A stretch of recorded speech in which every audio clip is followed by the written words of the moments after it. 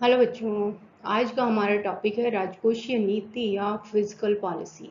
आज हम पढ़ेंगे राजकोषीय नीति के बारे में कि इसका अर्थ क्या है, मीनिंग ऑफ फिजिकल पॉलिसी, राजकोषीय नीति की परिभाषा, डेफिनेशन पढ़ेंगे क्या होती है फिजिकल पॉलिसी की, राजकोषीय नीति पर आधुनिक अर्थशास्त्रियों ने क्या विचार दिए हैं और इस पर परंपरावादी अर्थशास्त्रियों के क्या विचार रहे, मतलब परंपरावादी अर्थशास्त्री राजकोषीय नीति के बारे में क्या कहते थे और आधुनिक अर्थशास्त्री इसके बारे में क्या कहते हैं। इसके बारे में, इन चार चीजों के बारे में आज हम इस लेक्चर में चर्चा करेंगे। तो सबसे पहले हम लेते हैं राजकोषीय नीति का अर्थ। तो राजकोषीय नीति का अर्थ है, राजकोषीय नीति वह नीति है जिसमें अर्थव्यवस्था की आर्थिक उन्नति, पूर्ण रोजगार के साथ पूंजी निर्माण की दर को बढ़ाकर आर्थिक विकास को संभव बनाए जाने का प्रयास किया जाता है। मतलब राजकोषीय नीति में हम क्या करते हैं, जो अर्थव्यवस्था के उद्देश्य हैं, जैसे सबसे प्रमुख उद्देश्य है अर्थव्यवस्था का तेजी से विकास हो, आर्थिक उन्नति हो, देश की आर्थिक उन्नति हो, पूर्ण रोजगार हो और पूंजी निर्माण की दर बढ़े जिससे आर्थिक विकास तेजी से बढ़े। तो ये सारे उद्देश्य हैं, इनको पूरा करने के लिए इसमें प्रयास किया जाता है। इसके साथ ही और भी उद्देश्य हैं, जैसे आर्थिक विकास के साथ साथ राष्ट्रीय आय का पुनर्वितरण करने का भी प्रयास किया जाता है, क्योंकि जो विकासशील और अल्प विकसित देश हैं उनमें चूंकि आय और धन के वितरण की असमानता बहुत ज्यादा होती है। तो एक देश को विकासशील से विकास के स्तर पर लाने के लिए उसमें आय और धन के वितरण की असमानता को कम करना पड़ेगा, क्योंकि जितने भी विकसित देश होते हैं तो विकसित देशों की एक विशेषता ये भी है कि वहां पर आय और धन के वितरण की असमानता जो होती है वो बहुत कम होती है, या यूं कहें कि आय और धन का वितरण समान पाया जाता है। एकदम समान कहीं पर भी नहीं होता, लेकिन जो अंतराल है आय और धन के वितरण की असमानता का जो अंतराल है वो बहुत कम होता है। तो राजकोषीय नीति में हम क्या करते हैं, इन सारे उद्देश्यों को पूरा करने के लिए, जैसे पूर्ण रोजगार कैसे प्राप्त किया जाए, पूंजी निर्माण की दर कैसे बढ़े, आर्थिक विकास कैसे हो, आय और धन का वितरण जो है उसका पुनर्वितरण कैसे हो, इन सब उद्देश्यों को पूरा करने के लिए प्रयास किया जाता है। अब बात आती है कि राजकोषीय नीति कैसे इसको पूरा करे। तो राजकोषीय नीति के अंतर्गत कर एवं गैर कर राजस्व में वृद्धि, लोकहित में सार्वजनिक व्यय का वितरण एवं कार्य करना तथा सार्वजनिक ऋण का प्रबंध सम्मिलित किया जाता है। मतलब इन उद्देश्यों को पूरा करने के लिए राजकोषीय नीति के अंतर्गत हम मुख्य रूप से तीन यंत्रों को या तीन उपकरणों को काम में लेते हैं। सबसे पहला है सार्वजनिक आय, जिसमें मुख्य रूप से कर और गैर कर राजस्व है। दूसरा सार्वजनिक व्यय और तीसरा है सार्वजनिक ऋण। इसके साथ साथ घाटे की वित्त व्यवस्था को भी इसमें हम शामिल कर सकते हैं। तो ये तीन उपकरण है, कौन से, कर, करारोपण, या यूं कहें कि सार्वजनिक आय जिसमें कर और गैर कर आय है, सार्वजनिक व्यय कैसे किया जाए और सार्वजनिक ऋण का प्रबंध कैसे किया जाए। इन तीन तरीकों से अर्थव्यवस्था में हम पूर्ण रोजगार, पूंजी निर्माण की दर को बढ़ाना, आर्थिक विकास और राष्ट्रीय आय के वितरण को पुनर्वितरण करने का प्रयास करते हैं। तो इन साधनों की सहायता से राजकोषीय नीति के माध्यम से देश में इन सारे उद्देश्यों को पूरा करने का प्रयास किया जाता है। अर्थात राजकोषीय नीति के अंतर्गत सरकार की आय, व्यय तथा ऋण से संबंधित नीतियों एवं व्यवहार को सम्मिलित किया जाता है। तो हम साधारण भाषा में कहें कि इसका अर्थ क्या हुआ कि राजकोषीय नीति के अंतर्गत सरकार की आय, सार्वजनिक व्यय और सार्वजनिक ऋण, इन तीनों से संबंधित नीतियां शामिल होती हैं, जो ये प्रयास करती हैं कि किस तरह से सरकार करारोपण करे जिससे आय और धन के वितरण की असमानता कम हो, पूंजी निर्माण की दर को बढ़ाया जाए, किस प्रकार से सार्वजनिक व्यय किया जाए जिससे क्या हो कि आर्थिक विकास का स्तर ऊंचा हो, देश की अर्थव्यवस्था का विकास हो, पूर्ण रोजगार प्राप्त हो और पूंजी निर्माण की दर बढ़े। इसी तरह यदि सरकार सार्वजनिक ऋण लेती है, सार्वजनिक आय और से सार्वजनिक व्यय पूरा नहीं हो पाता है तो सरकार को सार्वजनिक ऋण लेना पड़ता है। और विकासशील और अल्प विकसित देशों में तो सार्वजनिक ऋण का महत्व तो बहुत ज्यादा है। जैसे हमने पिछले लेक्चर्स में देखा कि सार्वजनिक ऋण उनके लिए बहुत महत्वपूर्ण होता है, क्योंकि वहां के लोगों की कर देने की क्षमता बहुत कम होती है, तो उन पर ज्यादा कर नहीं लगा सकते। तो बड़ी परियोजनाओं को शुरू करने के लिए सार्वजनिक ऋण का सहारा लेना पड़ता है। तो इन तीनों चीजों को इनसे संबंधित, यहाँ कहें कि सार्वजनिक आय, सार्वजनिक व्यय, सार्वजनिक ऋण से संबंधित नीतियों को हम क्या करते हैं, राजकोषीय नीति के अंतर्गत शामिल करते हैं। तो राजकोषीय नीति का अर्थ क्या हुआ कि राजकोषीय नीति वह नीति है जिसमें हम अर्थव्यवस्था के जो प्रमुख उद्देश्य हैं, जिसमें से हम 4 को प्रमुख मानते हैं कि किस प्रकार से पूर्ण रोजगार प्राप्त किया जाए, किस प्रकार से आर्थिक विकास की गति को तेज किया जाए, पूंजी निर्माण की दर को बढ़ाया जाए और आय और धन के वितरण में समानता स्थापित की जाए। इन चारों उद्देश्यों को पूरा करने के लिए 3 चीजों को शामिल करते हैं: सरकार की आय, सरकार का व्यय और सार्वजनिक ऋण। इनसे संबंधित नीतियों के द्वारा इनको पूरा करने का प्रयास किया जाता है। तो ये तो हुआ राजकोषीय नीति का अर्थ। अब हम लेते हैं राजकोषीय नीति की परिभाषा, जो विभिन्न अर्थशास्त्रियों ने अलग अलग दी है। तो श्रीमती उर्सुला हिक्स के अनुसार राजकोषीय नीति का संबंध उस पद्धति से है जिसमें राजस्व के विभिन्न तत्व मुख्यतः अपने दायित्व को पूरा करते हुए सामूहिक रूप से आर्थिक नीति के उद्देश्यों की प्राप्ति करते हैं। मतलब श्रीमती उर्सुला हिक्स ने कहा कि राजकोषीय नीति का संबंध किससे है, जिसमें राजस्व के विभिन्न तत्व, तो सार्वजनिक आय, व्यय, ये सारी चीजें जो हैं वो सामूहिक रूप से आर्थिक नीति के उद्देश्य, तो आर्थिक नीति के उद्देश्य हैं पूर्ण रोजगार हो, आर्थिक विकास हो, आय और धन की वितरण असमानता कम हो, पूंजी निर्माण की दर ज्यादा हो, उन सारे उद्देश्यों को पूरा करने के लिए कार्य करते हैं। प्रोफेसर आर्थर स्मिथ के अनुसार राजकोषीय नीति वह नीति है जिसके अंतर्गत सरकार अपने व्यय तथा राजस्व के कार्यक्रमों का उपयोग राष्ट्रीय आय, उत्पादन तथा रोजगार पर वांछित प्रभाव डालने में तथा अवांछित प्रभाव को रोकने में करती है। तो आर्थर स्मिथ ने भी यही कहा कि राजकोषीय नीति के अंतर्गत क्या होता है, सरकार अपने आय और व्यय के कार्यक्रमों का या आय और व्यय का इस प्रकार से प्रयोग करती है जिससे राष्ट्रीय आय में वृद्धि हो, उत्पादन में वृद्धि हो, रोजगार में वृद्धि हो और जो इनके अवांछित प्रभाव होते हैं उनको हम रोक सकें। प्रोफेसर सैमुअल्सन ने राजकोषीय नीति को निम्न प्रकार परिभाषित किया है: राजकोषीय नीति कर तथा सरकारी व्यय के साथ साथ स्थायी मौद्रिक नीतियों के सहयोग में कार्य करती है। इनका उद्देश्य उच्च रोजगार तथा बढ़ती हुई अर्थव्यवस्था होता है, किंतु इसे प्राप्त करने के लिए भी कीमत प्रसार के बिना ही काम चलाते हैं। तो प्रोफेसर सैमुअल्सन ने भी यही कहा कि राजकोषीय नीति के अंतर्गत वही सरकार के जो प्रमुख उद्देश्य हैं उनको हम पूरा करने का प्रयास करते हैं। Professor MG. कालम ने राजकोषीय नीति के बारे में निम्न विचार व्यक्त किए हैं।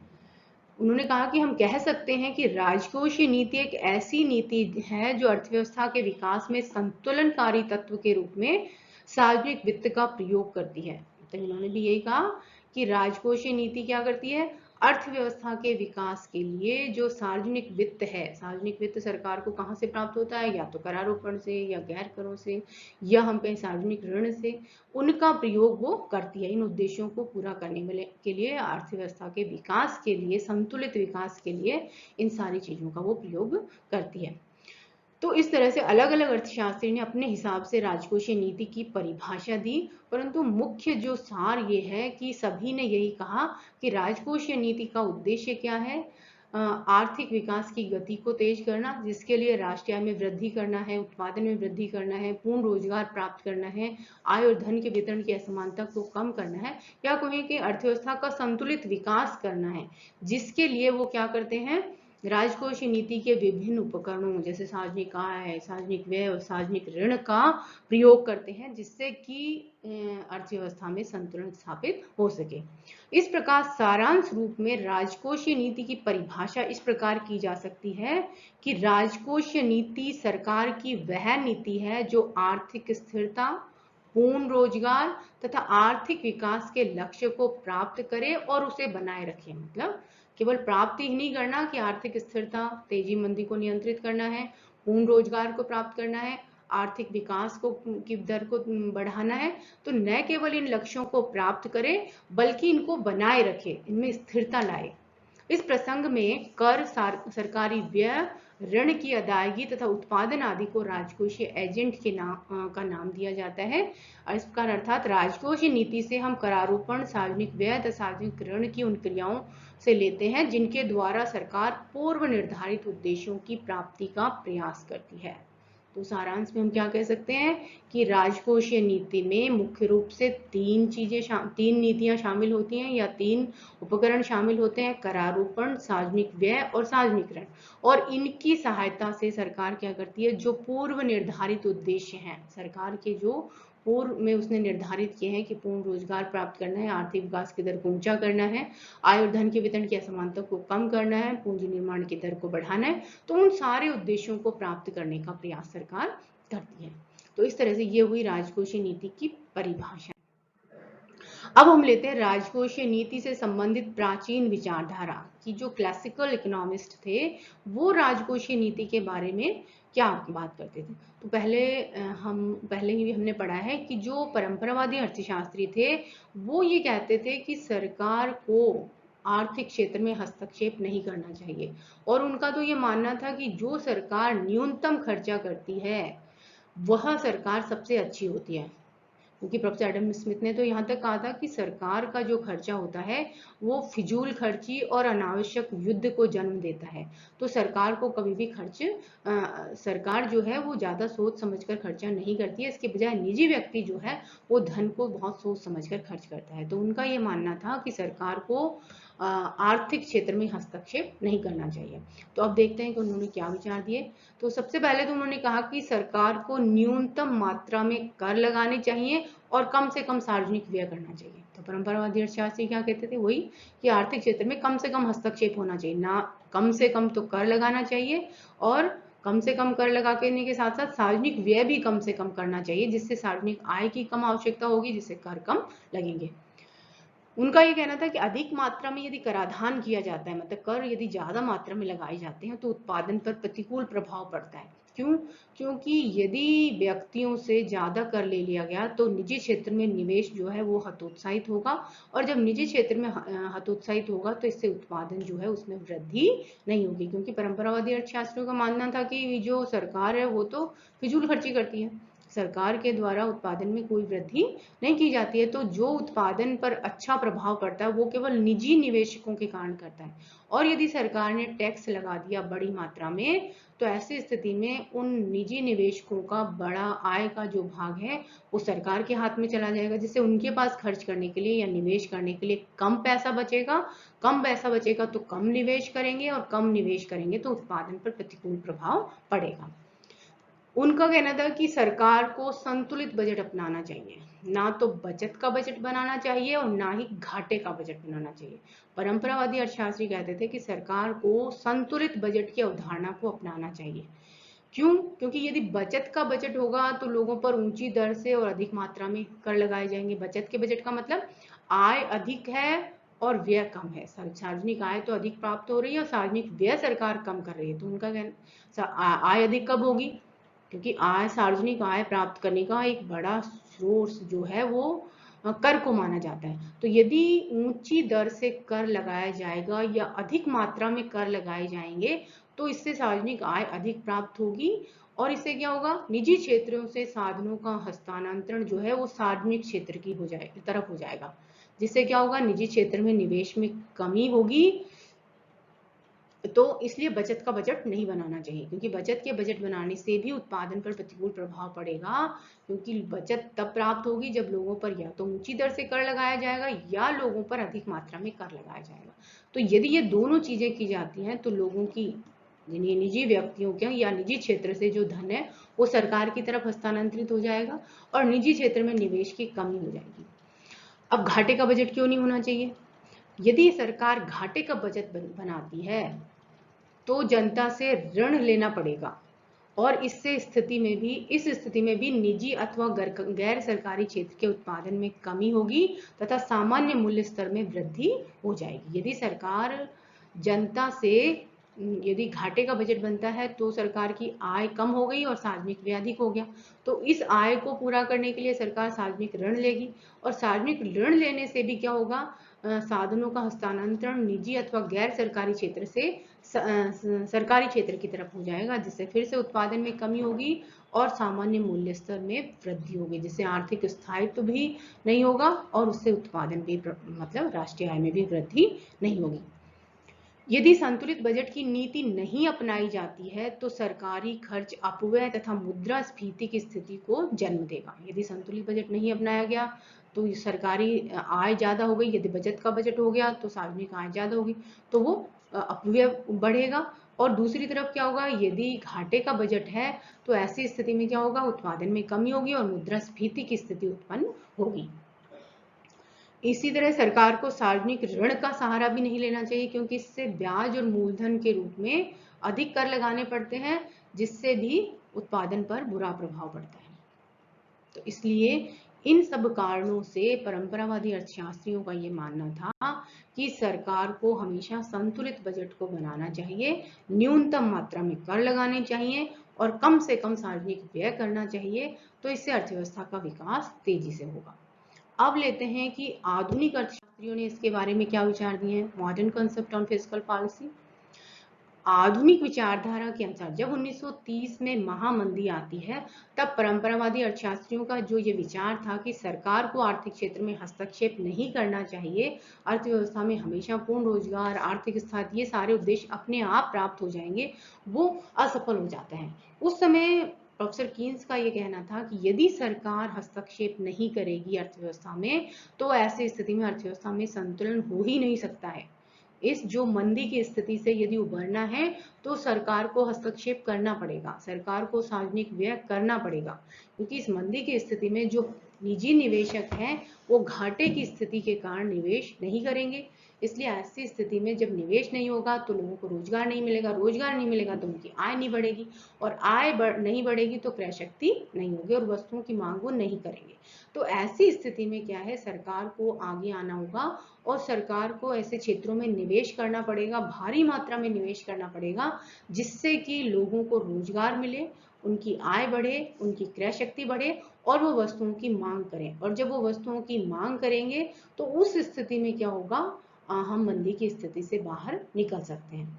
तो इसके लिए उन्होंने कहा, एक क्रियाशील वित्त का सिद्धांत दिया।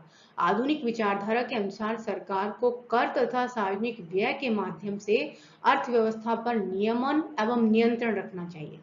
मतलब आधुनिक विचारधारा क्या कहती है कि सरकार को, एक तो कर सरकार के पास एक बड़ा अस्त्र है, एक सार्वजनिक व्यय, इन दोनों के माध्यम से सरकार क्या कर सकती है, अर्थव्यवस्था पर नियंत्रण और उस पर नियमन रख सकती है। यदि मुद्रास्फीति की स्थिति है तो सरकार टैक्स को बढ़ा सकती है, सार्वजनिक व्यय को कम कर सकती है, जिससे मुद्रास्फीति कम हो जाएगी। यदि मंदी की स्थिति है तो सरकार को टैक्स को कम करना चाहिए और सार्वजनिक व्यय को बढ़ाना चाहिए। तो इस तरह से मंदी की स्थिति से बाहर निकल सकते हैं।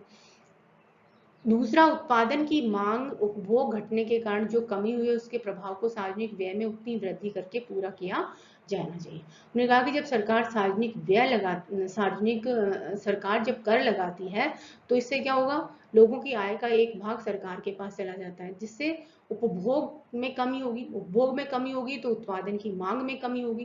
तो उन्होंने कहा कि इसको पूरा करने के लिए, बैलेंस करने के लिए सरकार को क्या करना चाहिए, सार्वजनिक व्यय में उतनी ही वृद्धि कर देनी चाहिए। सार्वजनिक व्यय में वृद्धि करेगी तो इससे लोगों को फायदा मिलेगा, फायदा मिलेगा तो वो क्या करेंगे, और ज्यादा वस्तुओं की मांग करेंगे। तो सार्वजनिक व्यय में दो प्रकार से वृद्धि की जा सकती है। पहला है, एक तो कि लोग प्रत्यक्ष रूप से सार्वजनिक निर्माण कार्यों को अपने हाथ में ले सकते हैं, या तो लोगों को छूट देनी चाहिए कि वो सार्वजनिक निर्माण कार्यों को बड़ी मात्रा में स्टार्ट करें, या फिर सरकार लोगों को अधिक खर्च करने के लिए प्रेरित करे, या तो वो खुद ही खर्च करें या सरकार उनको प्रेरित करे कि किस तरह से ज्यादा खर्चा करें। तो ऐसी स्थिति में सार्वजनिक व्यय में वृद्धि होगी, और सार्वजनिक व्यय में वृद्धि होगी तो क्या होगा, लोगों को रोजगार मिलेगा, रोजगार मिलेगा तो उनकी आय बढ़ेगी, आय बढ़ेगी तो क्रय शक्ति बढ़ेगी, और इस तरह से अर्थव्यवस्था में स्थायित्व ला सकते हैं। अतः हम कह सकते हैं कि आधुनिक राजकोषीय नीति एक ऐसी नीति है जिसके द्वारा सार्वजनिक व्यय और आय में इस प्रकार परिवर्तन किया जाता है कि उस समय की मांग और पूर्ति के बीच संतुलन कायम हो सके और पूर्ण रोजगार की स्थिति प्राप्त करके उसे बनाए रखा जा सके। तो राजकोषीय नीति में आधुनिक अर्थशास्त्री क्या कहते हैं कि इसमें दो महत्वपूर्ण अस्त्र हैं, एक सार्वजनिक व्यय और दूसरा सार्वजनिक आय, जिसकी सहायता से, मतलब उन दोनों में फेरबदल करके या परिवर्तन करके सरकार क्या कर सकती है, आर्थिक स्थायित्व को भी प्राप्त कर सकती है और पूर्ण रोजगार को भी प्राप्त कर सकती है और उसको बनाए भी रख सकती है। तो इस तरह से राजकोषीय नीति के बारे में आधुनिक अर्थशास्त्री कहते हैं कि इनके माध्यम से सरकार अपने पूर्व निर्धारित जो उसके उद्देश्य हैं, आर्थिक विकास की गति को तेज करना, पूर्ण रोजगार प्राप्त करना, पूंजी निर्माण की दर में वृद्धि करना, आय और धन के वितरण में समानता प्राप्त करना, तो इन सब उद्देश्यों को सरकार राजकोषीय नीति के माध्यम से पूरा कर सकती है। तो ये हुआ हमारा राजकोषीय नीति कि क्या तो इसका अर्थ होता है, राजकोषीय नीति हम किसको कहते हैं। दूसरा, विभिन्न अर्थशास्त्रियों ने इसकी क्या क्या परिभाषाएं दी हैं। उसके बाद आधुनिक परंपरावादी अर्थशास्त्री राजकोषीय नीति के बारे में क्या विचार देते हैं, और आधुनिक अर्थशास्त्री ने इसके बारे में क्या विचार दिए हैं। तो ये हुआ राजकोषीय नीति का पहला पार्ट। Thank you.